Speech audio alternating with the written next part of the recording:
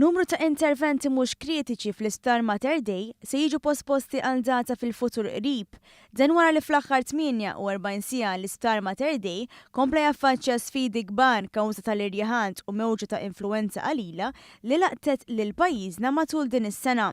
L-Isptar Mater Dei qal li fl-aħħar sigħat l-isptar kompla jħabbat wiċċu ma' sfidi konsiderevoli kawża ta' qatt kbir ta' pazjenti morda bl-influwenza li talbu l-assistenza u kellhom jinżammu fl-isptar għall-kura.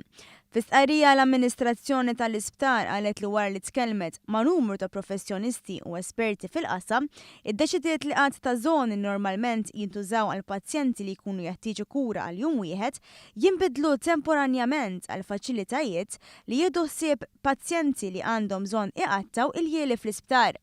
L-amministrazzjoni iddeċidiet ukoll numru ta' interventi mhux kritiċi jiġu posposti għal data oħra fil-futur qrib.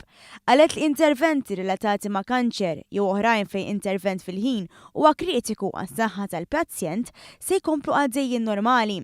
L-amministrazzjoni tal-isptar skużat ruħha għall-inkonvenjent li dawn il-miżuri jistgħu iħallu fuq pazjenti milquta. Saħqet li dawn il-miżuri qed jittieħdu biex jiġi żgurat li l-operat tal-isptar ikompli għaddej f'ambjent sigur u li joffri l-kwalità mixtieqa. Sostniet li dawn il-miżuri se jgħinu lill-isptar jaffaċċja l-isfidi li din ix-xitwa, speċjalment l-influwenza prevalenti, qegħdin ipoġġu qudiemha.